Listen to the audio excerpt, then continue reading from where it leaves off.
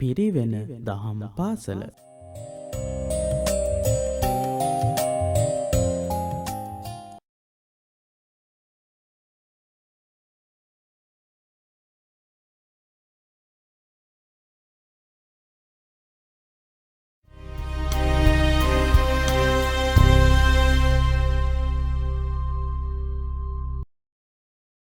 අපි වෙමු පිරිලක බුදු දරුවෝ.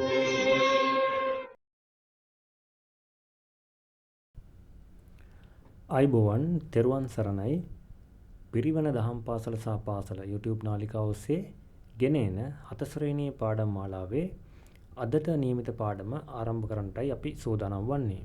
4 ශ්‍රේණියේ දහම් පාසලේ 4 ශ්‍රේණියේ පාඩම් වල 7 වෙනි පාඩම තමයි අපි සාකච්ඡා කරන්නට බලාපොරොත්තු වෙන්නේ. 7 වෙනි පාඩම දස අකුසල් ඵල අසන්න පාඩම. අපි මේ වන විට පාඩම් 6ක් සාකච්ඡා කර තිබෙනවා. අද දිනේදී අපි සූදානම් වන්නේ 7 වෙනි පාඩම සාකච්ඡා කරන්නට. ඒ නිසා දහම් පාසලේ 7 වන ශ්‍රේණියේ ඉගෙන ගන්න බන දුවා දරුවන් සූදානම් වන්න අදත් අපත් සමග සාකච්ඡා කරන්න මේ පාඩම විශේෂිත පාඩමක්, ඔබට වැදගත් පාඩමක්. මේ පන්තියේදී ඉගෙන ගන්න පාඩමක් පමණක් නොවේ, ඔබේ ජීවිත කාලෙටම ඊටාම වැදගත් පාඩමක්. අපේ කුසල් මොනවද, අකුසල් මොනවද, අකුසල් කරපුවාම ලැබෙන අයහපත් විපාක මොනවද කියන කාරණේ තමයි අපි මෙහිදී සාකච්ඡා කරන්නට බලාපොරොත්තු වෙන්නේ. ඒ නිසා 7 ශ්‍රේණියේ ඉගෙනම ලබන දුවා දරුවන් Tamanගේ පෙළපොත අතර අරගෙන සූදානම් වන්න අදත් අපත් සමග මේ පාඩම සාකච්ඡා කරන්නට. විශේෂ කරුණු කිහිපයක් තියෙනවා සටහන් කරගන්නට. ඒ නිසා පැන්සලක් පෑනක් වගේම අමතර කොලයක් Tamanගේ ළඟ තබා ගන්න විශේෂ කරුණු වචන සඳහන් කර ගැනීම සඳහා. හොඳයි, එහෙනම් අපි පාඩම ආරම්භ කරමු. ඔබගේ පෙළපොත අතර අරගෙන බලන්න අපි කොහොමද පාඩම සාකච්ඡා කරන්න යන්නේ. ඉස්සරහට අපි යමු පාඩමේ පළමු ඡේදයට. ලක්දිව සාහිත්‍ය ඉතිහාසයේ ස්වර්ණමය යුගය ලෙස සැලකෙන්නේ කෝට්ටේ ශ්‍රී ජයවර්ධනපුර යුගයයි. අපි කියන්නේ කෝට්ටේ යුගය. එසේ වනුයේ එතෙක් නිර්මාණය නො වූ විශේෂ අංග සාහිත්‍යයට එකතු වූ බැවිනි. ඒ කියන්නේ මෙතෙක් නිර්මාණය නො වූ ඊටාම වටිනා වූ සාහිත්‍යමය වශයෙන් වැදගත් බොහෝ නිර්මාණ බිහි වුණේ ඇති වුණේ මේ කෝට්ටේ යුගයේදී. අපි පෙරදිත් කෝට්ටේ යුගය ගැන සාකච්ඡා කරා. මේ සාහිත්‍ය ඉතිහාසයේ ස්වර්ණමය යුගය ලෙස සැලකනවා මේ කෝට්ටේ යුගය කියලා. ඒකට හේතුව ඒ කෝට්ටේ යුගයේදී තමයි ඊටමත් වටිනා ගද්‍ය පද්‍ය නිර්මාණ රාශියක් බිහි වුණේ. ඒ නිසා ඒ කෝට්ටේ යුගයේ නිර්මාණය වෙච්ච තවත් එක් උපදේශ කාව්‍යයකට යොමු වන්නට අපි සූදානම් වන්නේ. උපදේශ කාව්‍ය අතර ලෝවැඩ සංගරාවට හිමි වනුයේ විශේෂ තැනකි. පද්‍ය 140කින් යුත් මෙම කෘතියේ කතුවරයාණෝ වීදාගම මහා විහාරයේ අධිපති මහණෙත් පාමොළ වීදාගම මහා මෛත්‍රිය සංඝරාජාණන් වහන්සේය. අපි කලිනුත් වීදාගම මහා මෛත්‍රිය සංඝරාජාණන් වහන්සේගේ කෘතියක් ගැන කතා කරා, බුදුගුණ අලංකාරය පිළිබඳව පෙර පාඩමකදී. අද අපි සාකච්ඡා කරන්න බලාපොරොත්තු වෙන්නේ වීදාගම මහා විහාරයේ අධිපති මහණෙත් පාමොළ වීදාගම මහා මෛත්‍රිය සංඝරාජාණන් වහන්සේ විසින් රචිත ලෝවැඩ සංගරාවේ කවි කිහිපයක් පිළිබඳව. විශේෂයෙන් මේ කවි උපදේශ කාව්‍යයට අයත් කාව්‍ය කිහිපයක්. උපදේශ කාව්‍ය. උපදේශ කාව්‍ය කියන එක දහස් වෙන්නේ කුමක්ද?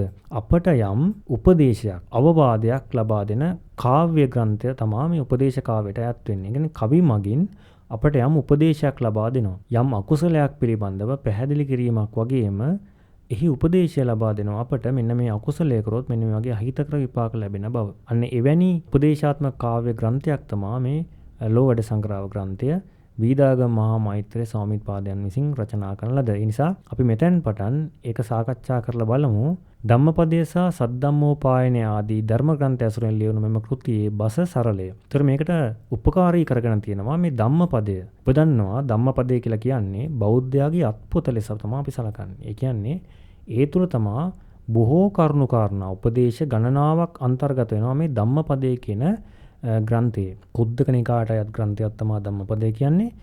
ඔබේ නිවසේ ඇති ධම්මපදයක් ඔබ නිතර ඇසුරු කරලා ඇති. ඔබ දහම් පාසල් කලින් පෙළ පොත්වලදී කලින් පන්තිවලදී ඔබ ධම්මපදයේ ගාථා ඉගෙනගෙන ඇති. ඔබට ඉදිරියේදීත් ඉගෙන ගන්න ලැබෙවි. ඒ නිසා ධම්මපදය කියන්නේ ඔබට ජීවිත අවබෝධය ලබා දෙන, උපදේශ ලබා දෙන ඉතාමත් වටිනා වූ ග්‍රන්ථයක්. බුදුරන් වහන්සේ විසින් දේශිත ධර්මකාරණා තමයි ධම්මපදය ඇතුළත් වන්නේ. ඒ වගේම සද්ධම්මෝපායනය කියන ග්‍රන්ථයේ ඇතුළත් කාරණා මෙන්න මේ ලෝවැඩ සංගරාව කෘතිය රචනා කිරීමට වීදාගම මහා මෛත්‍රිය ස්වාමීන්ද්‍රයන් වහන්සේ උපකාරී කරගෙන තිබෙනවා. එතකොට ඊටාම සරල බසින් අපට වැටහෙන අයුරින් මේ කවි නිර්මාණය කළ තිනවා. එතකොට ඔබ මතක තබා ගන්න ලෝවැඩ සංගරාව රචනා කිරීමට මොන කෘතිද උපකාරී කරගෙන තිබෙන්නේ කියලා. ධම්මපදය සහ සද්ධම්මෝපායනය කියන ග්‍රන්ථ දෙක තමා උපකාරී කරගෙන තිබෙන්නේ. හොඳයි. ලෝවැඩ සංගරාවෙන් කරනුයේ අකුසලින් දුරුව කුසල් වැඩිවීමට උපදෙස් දීමේ. එතකොට මොකද්ද මේ ලෝවැඩ සංගරාවෙන් කරන්නේ?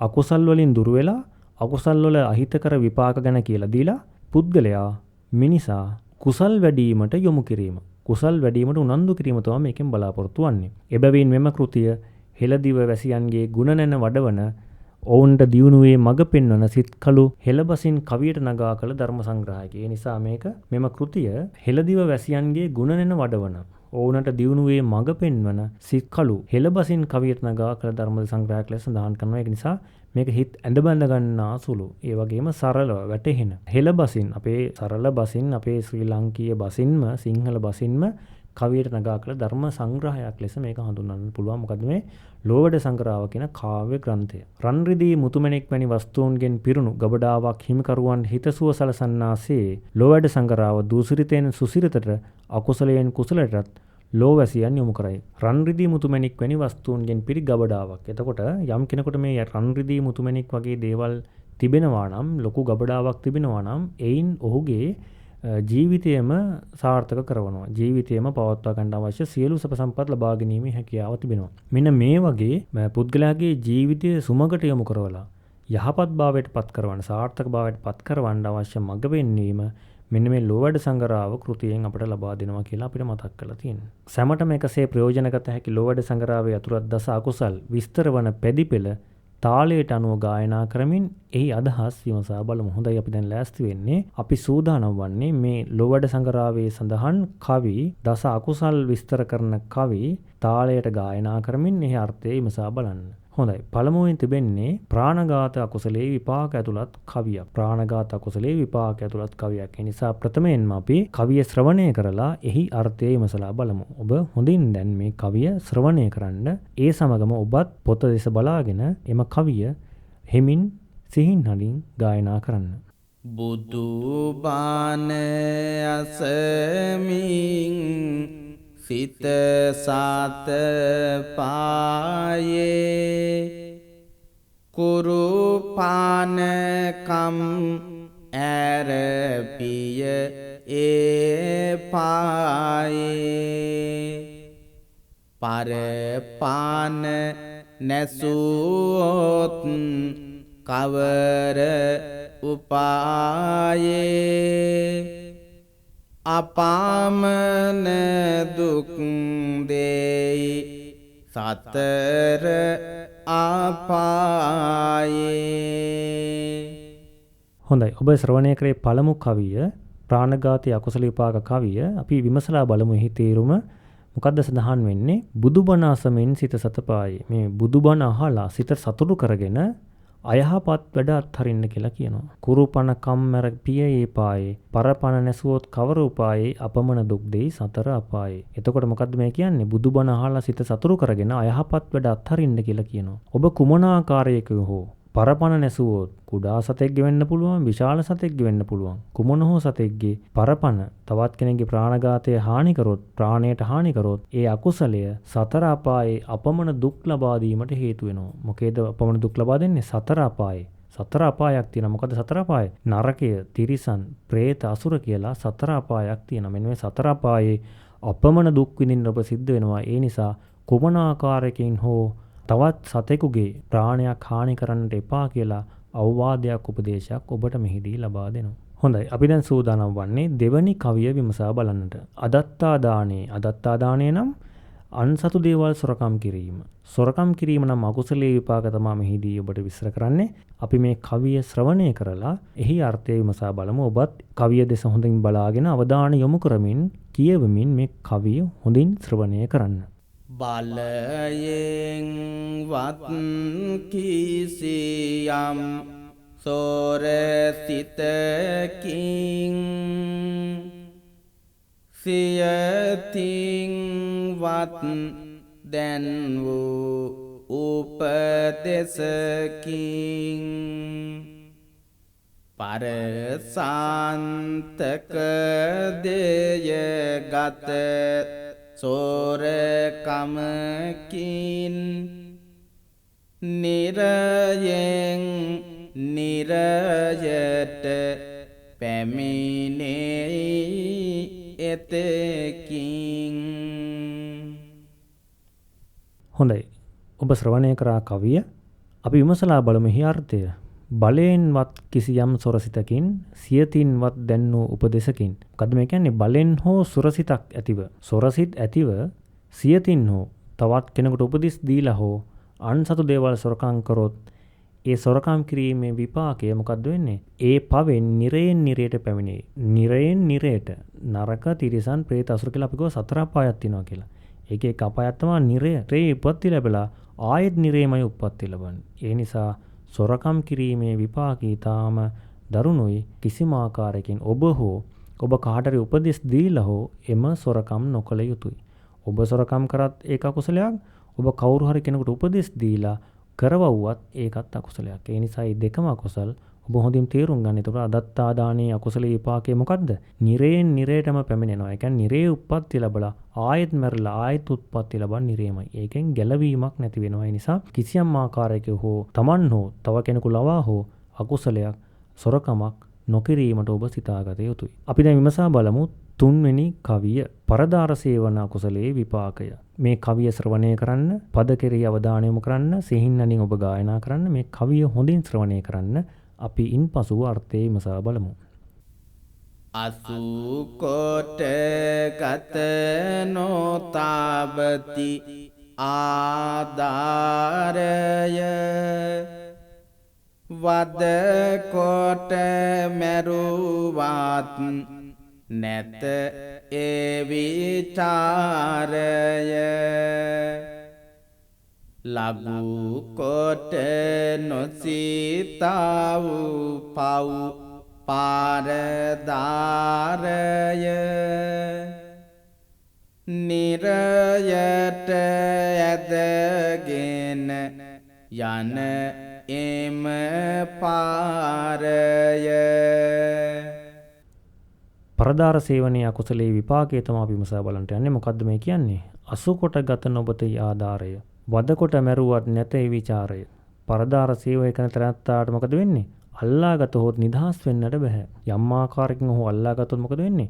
සමාජයේ තාඩන පීඩන වලට ලක් වෙනවා. වද දීලා මැරීමට ලක් වෙනවා. බොහෝ දෙනෙකුගේ ගල් මුල් ප්‍රහාර වලට ලක් වෙන්නට පුළුවන්. ඒ නිසා ඊටාම දරුණු අකුසලයක් තමයි පරදාර සේවනය කියලා කියන්නේ. වද දීලා මරන්නට තමයි යොමු වෙන්නේ ගොඩක් වෙලාවට එවැනි පුද්ගලයන්. ඒ නිසා කිසි විටකත් මේ පරදාර සේවනය ලඝු කොට නොසිතව පව් පරදාරය කියලා කියනවා. මේක ඊටාම මේ සරල ලෙස හිතන්න එපා කියලා කියනවා. සැහැල්ලුවෙන් හිතන්න එපා. ඒ ඊටාම නිරයට පමුණවන අකුසලයක්. ඒ වගේම මෙලෝදී වද හිංසා පීඩා විඳලා මරණයට පත් වෙනට වෙන අකුසලයක් වෙනවා. ඒක මෙලෝදීත් ඒක විපාක ලැබෙනවා. මරණයට පත් වුණාට පස්සේ නැවතත් නිරයටමයි මඟ පැදෙන්නේ. ඒ නිසා පරදාර සේවනයෙන් හැකිතාක් දුරු වෙලා ඒ අකුසලයේ විපාකයෙන් දුරු වෙලා කටයුතු කරන්න ඔබ සිතා ගන්න. අපි මසා බලන්නේ මීළඟ කවිය මුසාවාද අකුසලයේ විපාක. ඔන්න වැදගත් කාරණයක්. බොහෝ විට බොහෝ දෙනාට අතරින් සිදුවෙන අකුසල කර්මයක් තමයි මේක. පාසල් වියේ පසුවන ඔබ අතිනොත් බොහෝ විට මෙවැනි අකුසලයක් සිද්ධ වෙන්නට පුළුවන්. මේ තේරුම හරියට තේරුම් අරගෙන ඔබ මේ වගෙන් වැළකී කටයුතු කිරීම ඔබගේ යහපතට හේතු වෙනවා. ඒ නිසා මේකේ දරුවනේ කාටවත් මේ විපාක ලැබෙන්නේ Tamanටමයි. ඒ නිසා Taman මේ විපාක ලබන්නට එවැනි අකුසල වලින් වැළකී කටයුතු කරන්න. අපි විමසා බලමු මුසාවාද අකුසල විපාකය. නැවතත් අපි කවිය හොඳින් ශ්‍රවණය කරලා එහි අර්ථය විමසා බලමු. අසවාම කියන බස් ආරතරයේ මුසවා බස් කීවොත් ඒක මුරයේ වසවා දෙව්ලොව යන මාන්තරයේ පැසවා මිස නාරී ගොස් නිරයේ නිරයට ඇදගෙන යන එම පාරය හොඳයි මොකද්ද මේ කියන්නේ? මුසාවාද අකුසල විපාක. අසවාම කියන බස් අර්තරයේ මේ බස තරයේ අසන්න කියලා කියනවා. මොකක් සඳහාද? මුසවා බස් කීවොත් එක මොරේ. වසවා දෙව්ලොව යනමං තරයේ පැසවා මිසනාරී ගොස් නිරේ. මේ බස හොඳින් අසන්න. මොකද්ද මේ කියන්නේ? එක වතාවක් හරි බොරු කිව්වොත් එයින් දෙව්ලොව යන මාවත වැසෙනවා. දැන් බලන්න ඔබ යම් ආකාරයකින් බොරු කියලා ඇති. බොරු කියවිලා ඇති. දැන හෝ නොදැන නමුත් එක වරක් හෝ ඒ බොරු කිව්වොත් එක වතාවක් බොරු කිව්වොත් ඒකෙන් දෙව්ලොව යන මඟ වැසෙනවලු. අකුසල විපාක දීමේ සත් නොහරිනවලු. ඒ ඉතින් මොකද වෙන්නේ? මේ යම් ආකාරයකින් බොරුවක් කිව්වොත් එහෙම දෙව්ලොව යන මඟ ඇහිරෙනවා. ඒ නිසා දැන් ඔබ යම් ආකාරයකින් ඔබ දැනු හෝ නොදැනුවත් බොරු කියවියත් නම් බලවත් කුසල කර්ම කළ යුතුයි. වචනයෙන් සිද්ධ කරන්න පුළුවන් හොඳ බලවත් කුසල කර්ම කරලා කුසල කර්මෙන් විපාක යටපත් කරන්නට ඕනේ. ඒ නිසා දැන් මෙතෙන් පටන් ඔබ තේරුම් ගන්න කිසිම ආකාරයකින් මේ බොරු නොකියන්න, මුසාවාද නොකියන්න තරයේ ඔබ සිතාගත යුතුයි. ඒකෙන් කුමක්ද වෙන්නේ? ඔබගේ දෙව්ලොව මඟ ඇහිරෙනවා. ඒ වගේම නිරයේ අකුසල විපාක විඳින්නට සිද්ධ වෙනවා. ඒ නිසා මුසාවාද අකුසලයෙන් වළකින්නට ඔබ තරයේ හිතට ගත යුතුයි. හොඳයි අපි දැන් විමසා බලන්න සූදානම් වන්නේ මීළඟ කවිය. පිසුනා වාචා අකුසලේ විපාකය. ඒ නිසා දැන් මේකත් මුසාවාදා වගේම අපි කියන අර වචනයෙන් සිදුවන අකුසල කර්ම තිබෙනවා කියලා. මුසාවාද, පිසුනා වාචා, සම්පප්පලාප සහ පරුසා වාචා කියන හතර. එතනින් අපි දැන් විමසා බැලුවා මුසාවාද අකුසලයේ විපාක. අපි දැන් විමසා බලන්න සූදානම් වන්නේ පිසුනා වාචා කියන අකුසලයේ විපාක පිසුනා වාචා. හොඳයි. ඒ නිසා පෙරසේම අපි දැනුත් කවිය හොඳින් ශ්‍රවණය කරලා අර්ථය විමසා බලමු. ඔබත් මේ සිහින් නඩින් කියන ගමන් මේ කවිය හොඳින් ශ්‍රවණය කරන්න. පල දෙන පව්පින් දෙක නොබලාමේ පවසන බස් උරසක් මාලාමේ බිඳුවන බස් වැඩ නැති කේලාමේ මතුවන දුක් නොදැනෙන වේලාමේ පල දෙන පව්පින් දෙක නොබලාමේ පවසන බස් උරසක් මාලාමේ බිඳුවන බස් වැඩ නැති කේලාමේ මතුවන දුක් නොදැනෙන වේලාමේ. මොකද්ද මේ කියන්නේ? විපාක දෙන පව්පින් දෙක ගැන නොසලකා කියන වචන උරචක්‍ර මාලාවක් වැනිය. ඕනෝන් බිඳුවන බස් කේලාමේ කේලම් කීමෙන් මතු සිදුවන දුක් මේ කල්ලි නොදැනි. දැන් මේ පිසුනා වාචා ඕනෝන් බිඳවන කේලාම් බස් නොකිව යුතුයි. ඒක ඊටමත් මේ බරපතල විපාක දෙන අකුසල කර්මයක්. මොන වගේ විපාකද දෙන්නේ? ඒක උදාහරණයක් දීලා තියෙනවා මෙන්න මෙහෙම.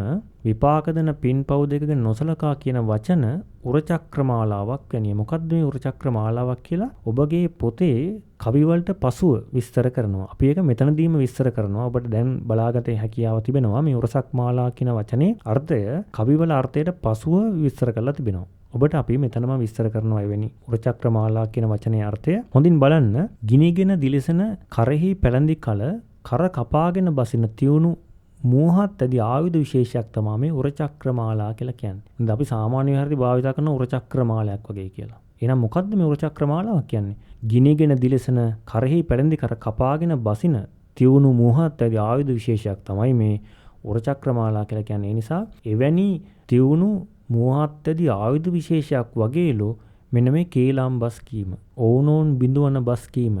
එම කේලාම් උරසක් මාලාවක් බඳුයි. ඒ තුලින් වෙන්නේ තමන් විනාශයට පත් වෙන බව තමයි මේ පැහැදිලි කරන්නේ. තවත් කොටවන තවත් අය බිඳුවන කේලාම් බස් කීමෙන් කවුද වෙනසලා යන්නේ? තමන් වෙනසලා යන්නේ. හරියට නිකන් උරචක්‍ර මාලාවක් බඳුයි තමන්ගේ සිරුර පසාරු කරගෙන කපාගෙන ඇතුළට බසින තියුණු මුහත් ඇති ආයුධ විශේෂයක් වගේ මේ පිසුනා වාචා. නිසා කිසි කලෙකත් පිසුනා වාචා නොකියන්න ඔබ මතක තබා ගන්න. ඒයින් ඔබට ඊටාම දරුණු විපාක ලැබීමේ විපාකයක් තමයි ලැබීමේ අවස්ථාව තියෙන නිසා කිසි විටකත් පිසුනා වාචා නොකීමේ කිසි විටකත් ඕනෝන් බිඳුවන කේලම් බස් නොකීමේ මේ පිසුනා වාචා නොකීමේ අදිෂ්ඨානය ඔබ හිතට ගන්න දහම් පාසල් දරුවන් වශයෙන්. හොඳයි ඊළඟට අපි සාකච්ඡා කරන්න බලාපොරොත්තු වෙන්නේ ඊළඟ අකුසලයේ පිළිබඳව පරුසා වාචා අකුසලයේ විපාක. මොනවද පරුසා වාචා? අපි ඉස්සෙල්ලා කතා කරා මුසාවාදා කිව්වා, පිසුනා වාචා කිව්වා. දැන් පරුසා වාචා අකුසලයේ විපාක ගැන තමයි කතා කරන්නට යන්නේ. හොඳයි මේ කවියත් අපි හොඳින් ශ්‍රවණය කරලා එහි අර්ථය විමසා බලමු. ඇවිස නොකිය බස් කනට යවුල් ලෙස සිත සතොසින් කිය කියතොත් පිය බාස පරුස තෙපුල් බිනුවානම් මහදොස එවිස නොයයි පාරලොව දුක් දීමිස. හොඳයි.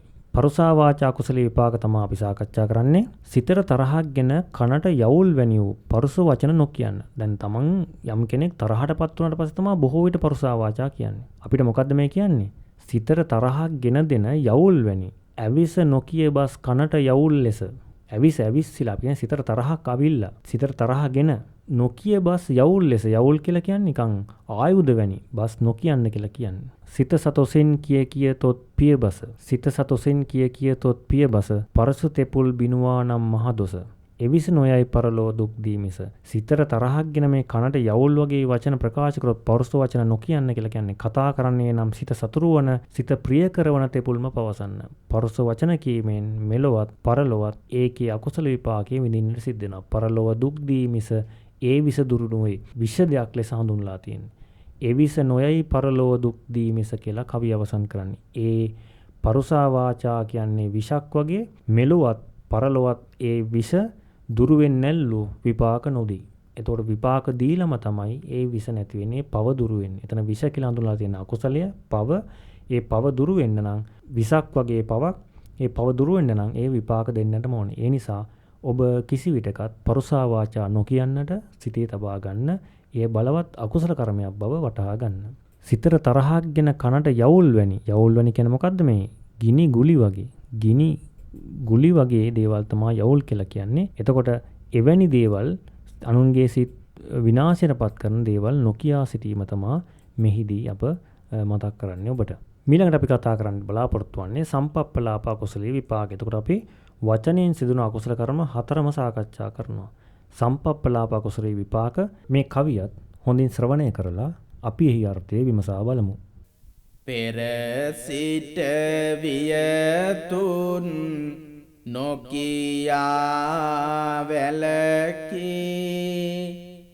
දෙලොවට වැඩ නැති බස් අකුසලකී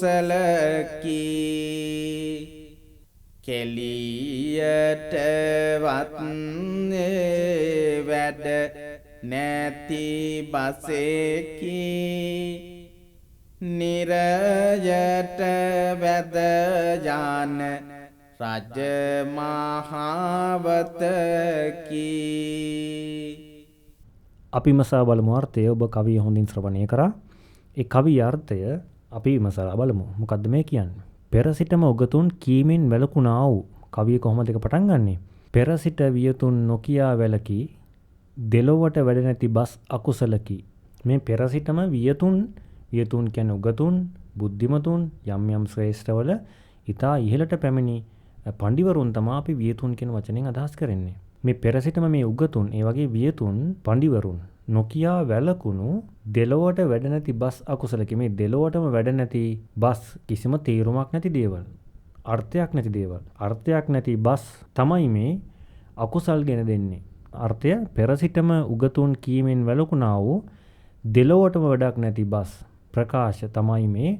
ඒක කීම පාපයක්. කෙලියටවත් ඒ වැඩ නැති බසේකි නිරයට වැඩ යන රජ මහවතකි. සෙල්ලමකටවත් කෙලියටවත් ඒ වැඩ නැති බසකි. සෙල්ලමටවත් කියූ ඒ වැඩ නැති බස් නිරයට ඇද යන රජ මාවතක්ලු. ඒ නිසා සෙල්ලමටවත් අපි ඒ වැඩකට නැති බස්, තේරුමක් නැති, අර්ථයක් නැති, හරයක් නැති බස් නිතර ප්‍රකාශ කිරීම කීම අපේ අයහපතට හේතු වෙනවා. මොකද්ද කියන්නේ? නිරයට වැද යන රජමාවතකි. නිරයට වැද යන රජමහවතකි. මේ නිරය කරා අපායට ගෙන යන රජමාවතක්ලු මෙන්න මේ දෙලොවට වැඩ නැති බස් ප්‍රකාශ කිරීම. ඒ නිසා ඔබ නිරන්තරයෙන් පුරුදු පුහුණු වෙන්න නිශ්ශබ්දව සිටින්න. ඒ කියන්නේ යම් ආකාරයකින් කතා කිරීමට අවශ්‍යතාවයක් නොමැති නම් නිහඬව සිටින්න. දැන් බුදුහාඳුර දේශනා කළා තියෙනවා එක තැනකදී එක්කෝ ධර්ම සාකච්ඡා කරන්න, එහෙම නැතිනම් නිහඬව ඉන්න කියලා. බුදුහාඳුර නිහඬභාවය ඊටාම අගය කරපු බුදුරන් වහන්සේ ඊටාම නිහඬතාවය අගය කරා. නිහඬ බව කෙනා, නිහඬ කෙනා තමයි බුද්ධිමත් පුද්ගලයෙක්. ඒ අවශ්‍ය තැන කතා කරන්න, අවශ්‍ය කාරණා ධර්ම සාකච්ඡා කරන්න, ඉගෙන ගන්නා වූ විෂය කරුණු සම්බන්ධයෙන් සාකච්ඡා කරන්න, එසේ නොමැති කල්ලි නිහඬව සිටින්න. ඒ නිසා මේ වැඩකට නැති බස් කීම පාපයක්. තමාට මෙලොව පමණක් නොවේ පරලොවත් අයහපත් විපාක රජමාවතක් කරලා තියෙනවා නිරයට ගෙන යන. ඒ නිසා ඔබ නිරයට ගෙන යන රජමාවතක් හදාගන්නේ නැතුව ඔබ කුසලයේ යෙදෙන්න මේ වැඩකට නැති දෙලොව වැඩ නොසලසන මේ සම්පප්පලාපා අකුසලයෙන් වැළකී සිටින්න. ඊළඟ අකුසලය තමයි අවිද්‍යාව කුසලයේ විපාක. මොකද්ද අවිද්‍යාව කියලා කියන්නේ? හොඳින් විමසා බලන්න, අර්ථය මෙනෙහි කරමින් ඔබ මේ කවිය ශ්‍රවණය කරන්න.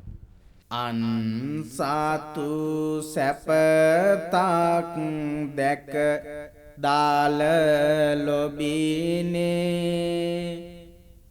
උන්ට නොවී මාට වේවායි සිතිනේ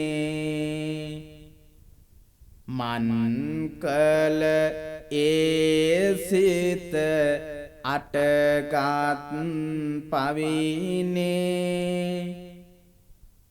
උන්මාතු නිරයේ දුක්මයි විඳිනේ.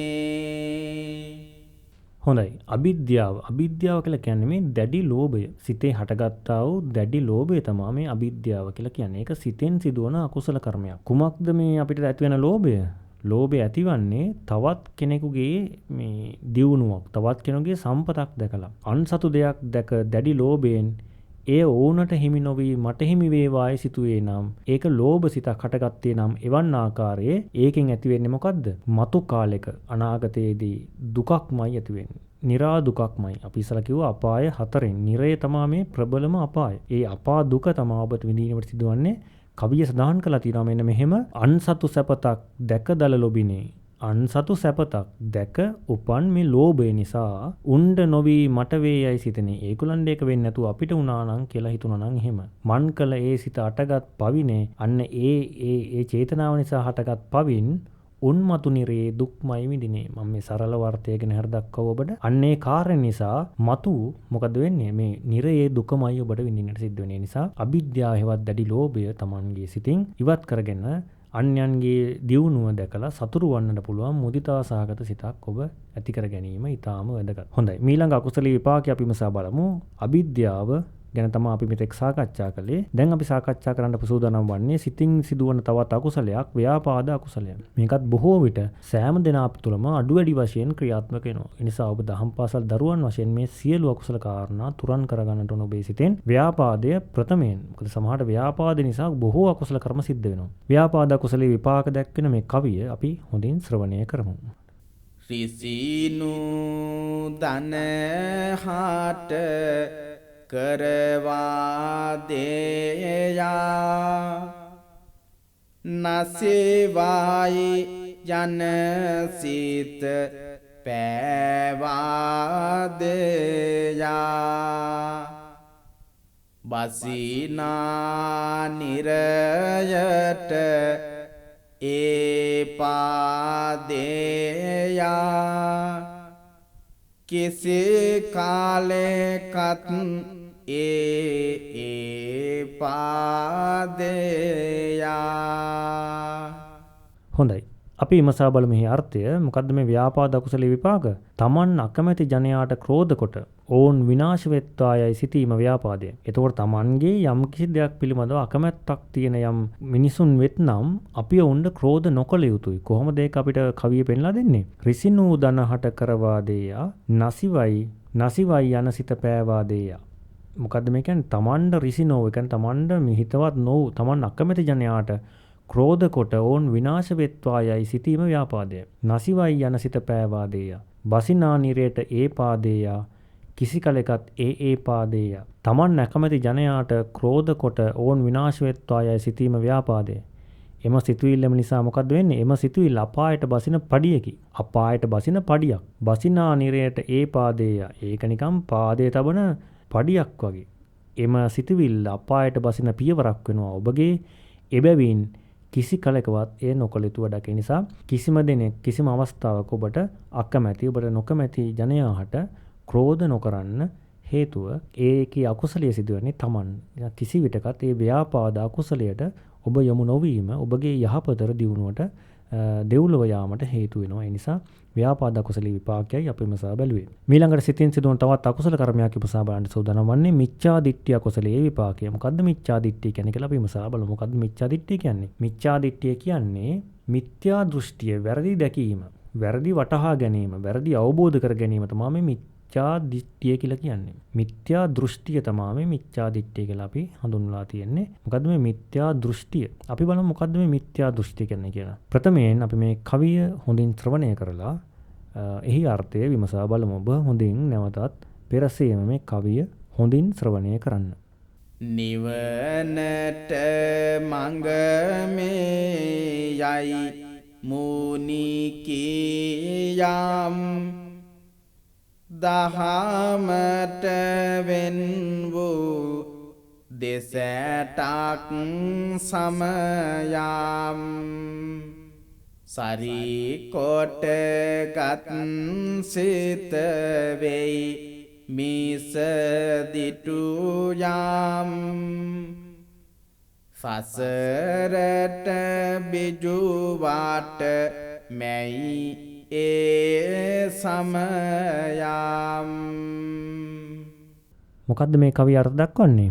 බුදුන් වහන්සේ නිවනට මඟ මේ යයි වදාළ දහමෙන් වෙන්ව දෙසටක් හරියයි ගත් සිත මිසදුතු දෘෂ්ටියෙන්. මොකද්ද මේ සඳහන් කරලා තියෙන්නේ? දහමට වෙන් වූ දෙසටක් සමයම් කියලා සඳහන් කරලා තිනවා. මේ දෙසටක් දෘෂ්ටි තියෙනවා ධර්මයට අදාළ නොවූ වෙනත් ඉගැන්වීම් පිළිබඳ මතවාද 62ක්. ඒ 62 තමයි මේ දෙසටක් දෘෂ්ටි කියලා හඳුන්වන්නේ. දෙසටක් දෘෂ්ටිගත යම් කෙනෙක් වෙත්නම් සරිකොට ගත් සිත වෙයි මිසදුටු යම් සසරට බිජුවට මැයි ඒ සමයම්.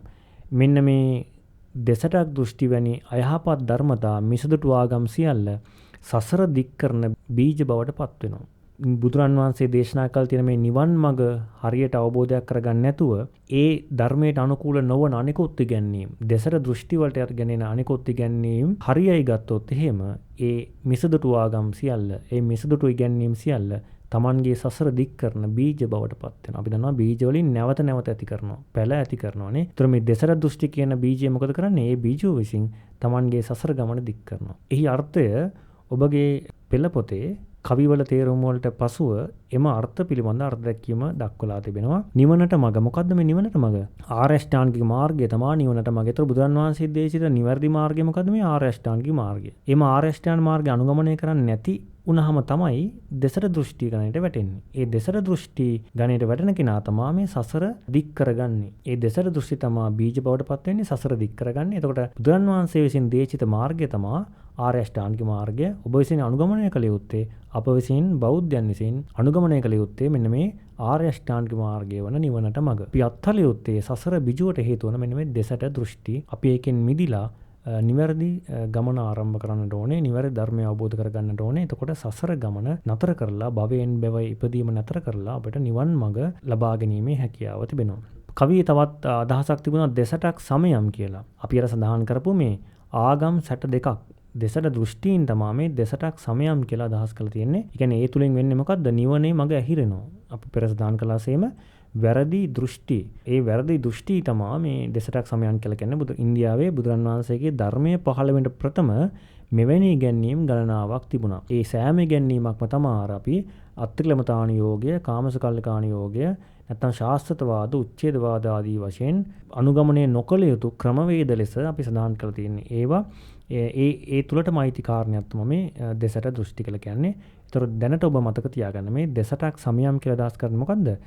බුදුරන් වහන්සේ අනුගමනය නොකළ යුතුයයි සඳහන් ඉගැන්වීම් 62ක් තමයි මේ දෙසටක් සමයම් කියලා අදහස් කරලා තියෙන්නේ. සියල්ලම වැරදි ඉගැන්වීම්, අනුගමනය නොකළ යුතු ඉගැන්වීම්. ඒ නිසා ඔබ දහම් පාසල් දරුවන් වශයෙන්, බෞද්ධ දරුවන් වශයෙන් මෙන්න මේ අනුගමනය කළ යුතු නිවන් මාර්ගය, ආරෂ්ඨාන මාර්ගයේ වැඩිවීමට අදිෂ්ඨාන කරගන්න. හොඳයි. අපි මේකේ සාකච්ඡා කරපු දහම් කරුණු පොදුවේ සලකපුවාම අපි කතා කරා දස අකුසල්. සිතින් සිදුවන අකුසල්, කයින් සිදුවන අකුසල් සහ වචනයෙන් සිදුවන අකුසල්. අපි නැවත විමසා බලමු මේ දස අකුසල්. ඔබ බලන්න පෙළ පොතේ කවි වල තේරුම් වලට පසුව මේ දහම් කරුණු විමසලා තිනවා. අපි යම් ආකාරයකින් එහි අර්ථය විමසලා බලමු. දස අකුසල් නරක සිතුවිලි වලින් යුක්තව ක්‍රියා කරන අයහපත්ය දේවල්.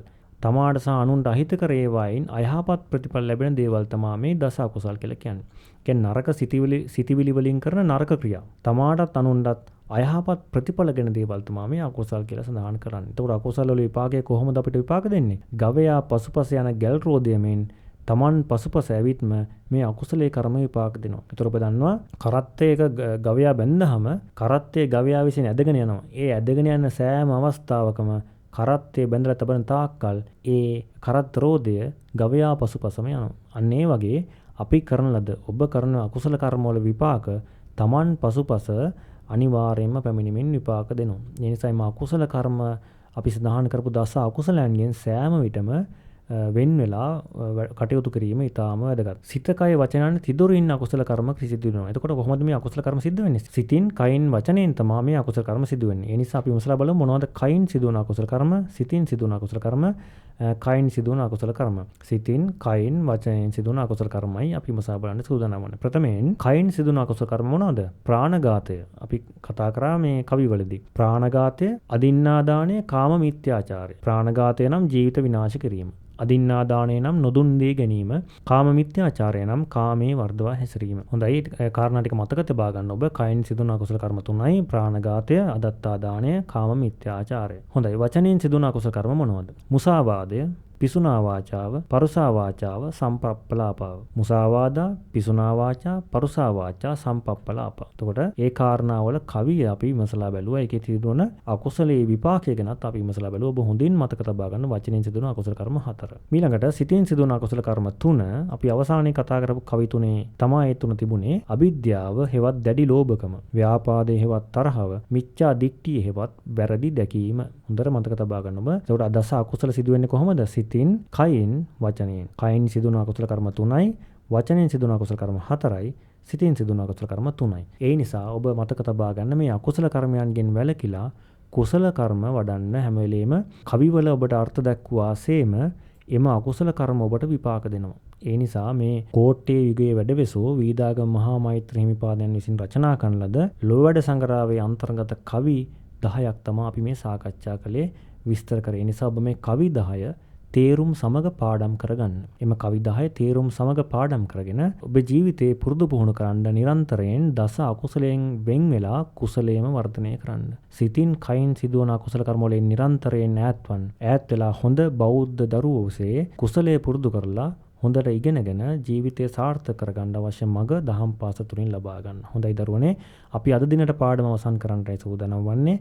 අද දිනේ පාඩම සාකච්ඡා කිරීම සඳහා මට උපකාර ලබා දුන්නා පිරිවන දහම් පාසල සහ පාසල YouTube නාලිකාවේ නිර්මාතෘ ගෞරව ශාස්ත්‍රවේදී කාව්‍ය විශාරද මිරිස්වත්තේ සිටනන්ද අපේ ස්වාමීන් වහන්සේ. උන්වහන්සේට අපේ පුණ්‍යානුමෝදනා පිරිනමමින් අපි අද දිනේට පාඩම સમાપ્ત කරන්නයි සූදානම් වන්නේ. ඔබ දහම් පාසල් දරුවන් ලෙස මේ කරුණ හොඳින් අවබෝධ කරගෙන ඔබේ ජීවිතය සාර්ථක කරගන්න අවශ්‍ය මඟ සලසා ගන්නට මතක් කරමින් අද පාඩමෙන් අප සමුගන්නට සූදානම්. මේ පාඩම නැවත නැවතත් කියවලා අහලා මේ පාඩම නැවත නැවතත් කියවා අහලා ඔබගේ ජීවිතය සාර්ථක කරගන්න අවශ්‍ය පදනම සකස් කරගන්න.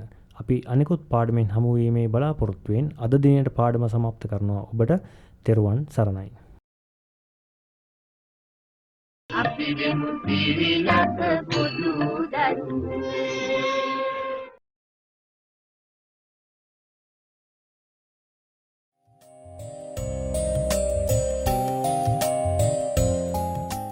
පිරිවෙන දහම් පාසල